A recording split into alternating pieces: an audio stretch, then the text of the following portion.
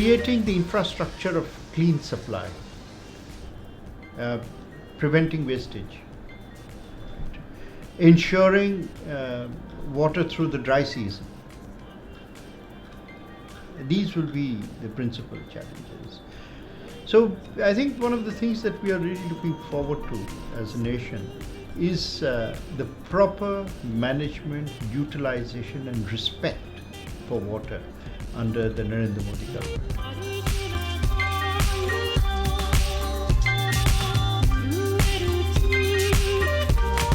The huge talk about the Ganga cleaning, for example, which our current Prime Minister has made a big personal issue of and has made statements about, I think that is a lot to do with how the idea of the polluted Ganga has been perceived.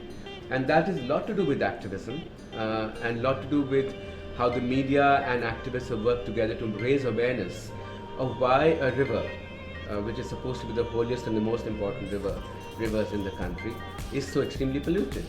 And despite 30 years of river cleaning plans, it still does not meet basic bathing water quality standards or even irrigation water quality standards, leave alone drinking water quality standards.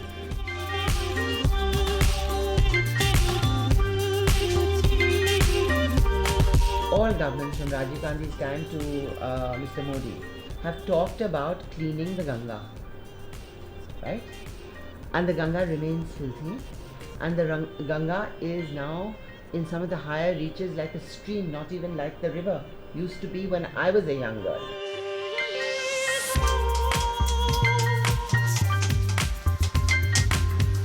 Do you think one political mandate will be enough to radically change these issues about water? Perhaps not, but we all have to begin somewhere. What we do know is that there is a mandate for change. Change has a starting point, right? That starting point has arrived.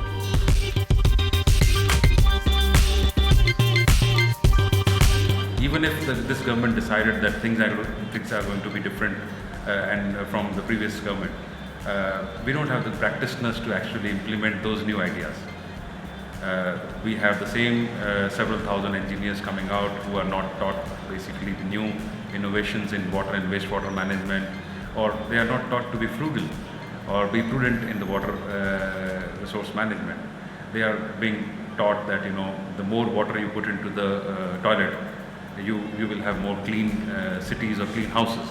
But water only acts as a conveyance system. So you need to understand that you have to reduce the usage of water to reduce the total pollution which is happening in the river and the lakes and other water. It is a concern. Politicians often take it up. Rajiv Gandhi, he spoke about it great length. A lot of money was invested in this project and nothing came out of it because there is no real initiative on the ground. Even the ministers are not really concerned about it. So it's all right to grandstand and say a few things. They may or may not matter in elections, but you sound good to a certain class of people. You sound good to some foreigners, journalists, So you've said your bit and you come out on top. So do you think this issue is going to become I much think it's worse before it becomes better? I think so, unless of course what they're planning now, the government is saying they're going to do. Other governments have said so as well and not done anything.